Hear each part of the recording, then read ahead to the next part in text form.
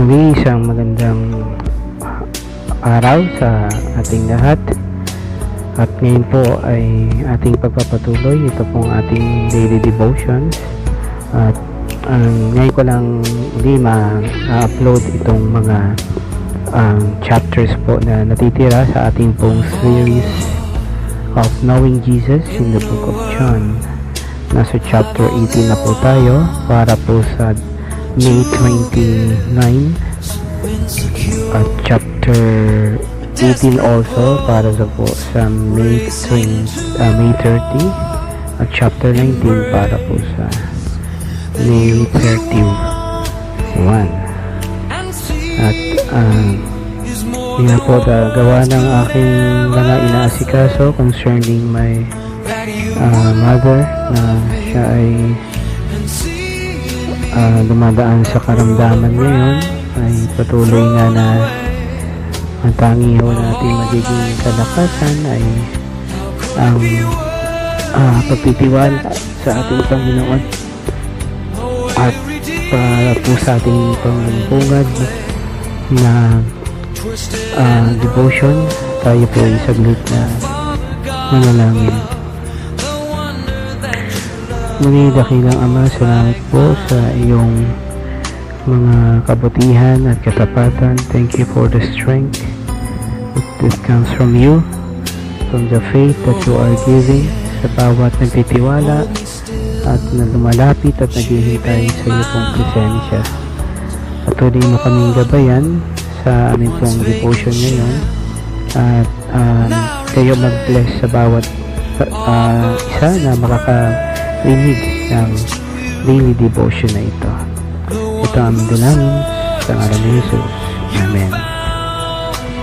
At ating pong babasahin ang chapter 18 verse 4. Ganito po ang sinasabi. Alam ni Jesus ang lahat ng alam ni Jesus na ang lahat ng mangyayari sa kanya, kaya sila'y sinalubong niya at tinanong, sino ang hinahanap ninyo? So, ayan po ang mga salita ng Panginoon na ating bibigyan ng pansin. Ang title po ng ating pong reflections for today ay, or devotion for today ay three reflections on the arrest of Jesus, part 1. So, at para po sa ating first point is basahin po natin yung mula verse 1 hanggang 4. Ganito po ang sinasabi.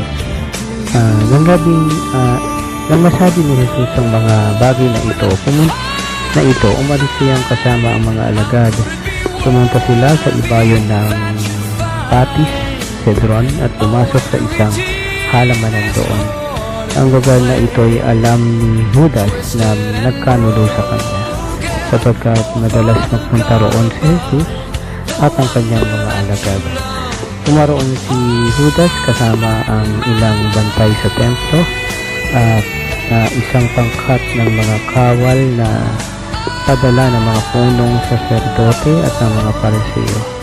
May dala silang mga parol, sulo at sandata. At verse 4, ayun na nga po yung ating binasa kanina, no, na alam ni Jesus ang lahat ng mangyayari sa kanya. Okay? Dito po ang ating pong first reflection is let us see injustices in view of God's will.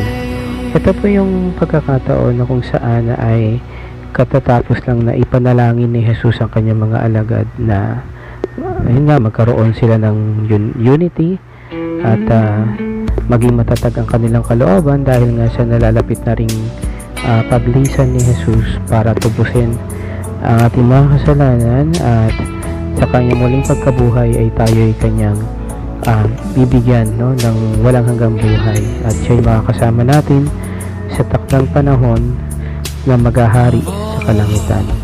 At ito na nga po ay ito na yung pagkakataon na ipinagkanulo na ni Judas si Jesus, na kung saan ay kasama ni Judas ang mga saserdote at ang mga mga gwardiya na dadakip kay Jesus.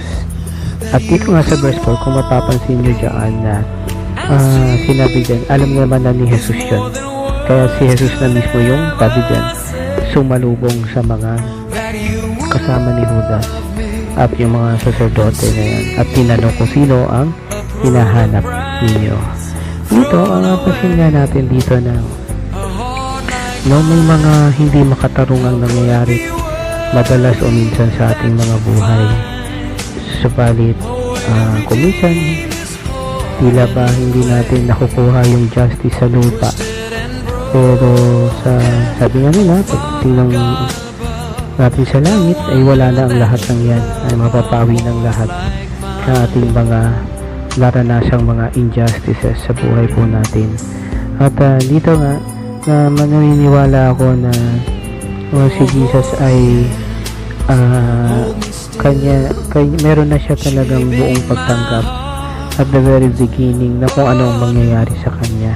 So siya ay gagawa ng mga injustices. Diba dito inaresto siya na alam naman natin walang kasalanan si Jesus, no? Siguro isa sa pinakamasakit din na pwede mangyari sa tao bukod sa diba siya ay mawala ng mahal sa buhay ay yung gawan siya ng injustices. Yung alam mong wala kang ginawang masama pero ikaw ay naparatangan na ginawa ka ng masama. Isa po yun. Pangalawa po yun marahil sa mga masakit na pwede mangyari. Pero dito maniniwala tayo na si Jesus, kanyang pananaw ay kalooban niya ng Diyos. And at least it will lessen the burden ng pakiramdam na nakaramdam tayo ng kawalang katarungan sa mundong ito. Alright? So that is our first point. Number 2, tatlo lang naman po ito. Ay babasahin po natin verses 5 to 9. Sabi rito, si Jesus na taga Nazareth, tugon nila. Sabi niya, ako si Jesus. Kaharap nila si Judas na nagkanulo sa kanya. Yung sabihin ni Jesus na siya nga, napaurong sila at nabuwal sa lupa. Muli siyang nagtanong, sino nga ba ang hinahanap ninyo? Si Jesus na taga Nazareth. Sagot nila, sinabi ko na sa inyong ako si Jesus. Kung ako ang hinahanap ninyo, hayaan ninyong umalis ang mga taong ito. Wika niya. Sinabi niya ito upang matupad ang kanyang salita. Walang napahamak kahit isa sa mga ibinigay mo sa aking Ama. Ito po ang ating pang second reflection is God is concerned not only with our eternal life but also with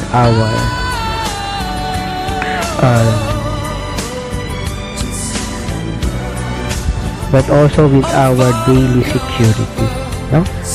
So dito hindi lang kung papansinin niyo na yung sa John chapter 17 verse 12 yung sinabi ni Jesus na iningatan ko sila at ni isa ay walang napahamak sa kanila, no? At binigyan sila ng buhay na walang hanggan, no?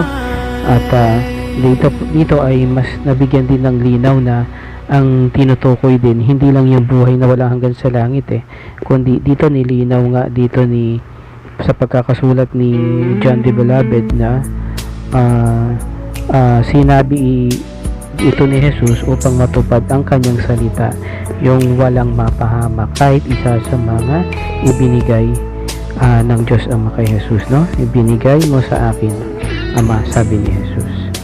So dito nga ay syempre, no, kasama niya yung mga alagad. So kung hindi niya sasabihin na huwag nang idama yung kanyang mga alagad, so maaring mapahamak, diba? Yung kanyang mga alagad. Kaya dito ay sinabi niya na paalisin niya kung si Jesus ang kanilang kailangan, paalisin na yung wag nang idama yung kanyang mga alagad. So dito nakikita natin hindi lang eternal life yung security natin, kundi talagang sinisecure din ng Diyos yung ating pang-araw-araw na kinakailangang seguridad. Right? At panghuli po nating reflection is yung verses 20 to 24. Basahin po natin. Ganito po ang sinasabi. 20 kasi yan. Sumagot si Jesus. hayagan akong nagsasalita sa madla. Lagi akong natuturo sa mga sinagoga at sa templo ng mga Hudyo. Wala akong sinabing palihim. Bakit ako ang tinatanong ninyo? Ang tanongin ninyo ay mga nakarinig sa akin. Alam nila kung ano ang sinasabi ko. Pagkasabi nito, siya ay sinampal ng isa sa mga bantay na naroon. Bakit mo sinasagot ng ganyan ang pinakapunong saserdote? Tanong niya. Hanggang 23 po. Hanggang 20 po. Tama. Sa 23 na po tayo. Sinagot siya ni Jesus. Kung nagsalita ako ng masama, patunayan mo. Ngunit kung mabuti ang sinabi ko, bakit mo ako sinampal? Verse 24. Si Jesus na nagagapos pa noon ay ipinadala ni Anas kay Caiphas, ang pinakapunong saserdote. Dito po sa reflections nito ay kasi natin bigyan pansin na yung do not allow our social status to make us prideful, diba? Kung papansin niyo itong mga high priest or mga punong saserdote na to, they were in authority, at dito nga po ay nakikita mo na hindi niya pinigilan yung kanyang alagad na sampalin si Jesus, diba? Para doon sa Jewish authorities na to at doon sa kanyang security ay o sa kanyang tauhan ay masama yung ginawa ni Jesus. Subalit wala namang ginawang masama si Jesus, ba? Ang sabi lang dyan ni Jesus, no, sinagot siya, no?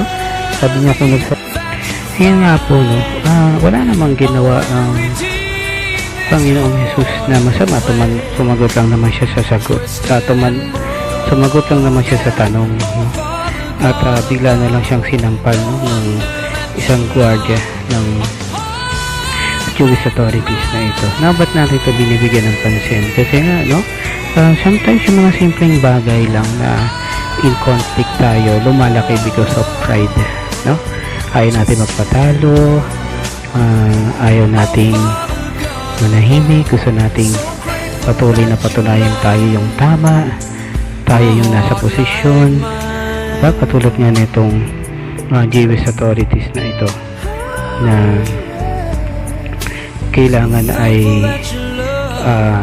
kailangan pang siya ay sampalin, no? At hindi man lang pinigilan na ng Jewish authorities na to yung kanyang tauhan. So dito nga ay minsan nga talaga ay nakakaapekto yung ating pong masyadong pagtingin sa ating kalagayan sa buhay natin. Minsan ang tingin natin sa sarili natin ay tayo ay mataas na tao, o lalo't kung tayo ay nasa katungkulan.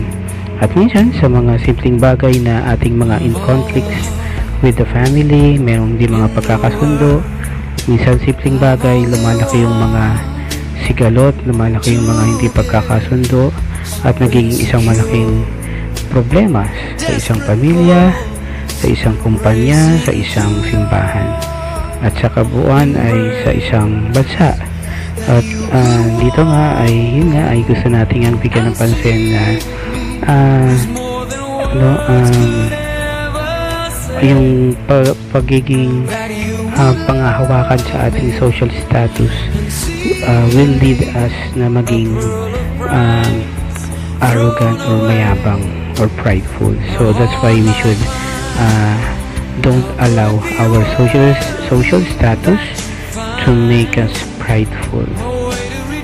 Alright, so ayan po yung ating pong tatlong reflections for today. Number 1 is sa ating pong reflections, no, na 3 reflections on the arrest of Jesus part 1. Number 1 is see injustices in view of God's will. Number 2, God is concerned not only with our eternal life but also with our daily security. And number 3 is don't allow our social status to make us prideful. Tayo saglit na manalangin. Yes Lord, aming Ama sa Langit, salamat po sa iyo pong pagbibigay sa amin ng patuloy na sapat na kalakasan sa mga panahon man ng mga paghihirap ng kalooban, ng pisikal na katawan, ng aming pong sitwasyon, lalo sa panahon po ngayon na ito.